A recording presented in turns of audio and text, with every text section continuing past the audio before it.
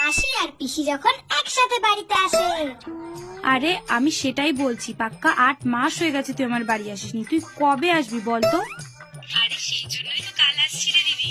হ্যাঁ সেই জন্যই তো কাল আসছে, যত সব।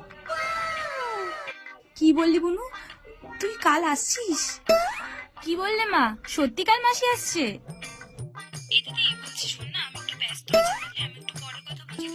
ইয়ে মাসি আসছে, মাসি আসছে, ইয়ে। আচ্ছা আচ্ছা ঠিক আছে ঠিক আছে, রাখ রাখ রাখ। দেবের মা, কাল চম্পা আসছে, ওর জন্য কিছু ভালো মন্দ রান্না করো। অ্যাঁ? অ্যাঁ? ও মা, কাল পিসিও আসছে? আহা, ডিএস লাইট আবার কোথায় রাখলো? এই টেবিল, যদি সাপ আর বেজি এক জায়গায় হয় বলতো কি হয়? ভয়ঙ্কর লড়াই। মনে কর কাল থেকেই সেই লড়াই শুরু হতে চলেছে। কি যে হবে কাল ঈশ্বরই জানে।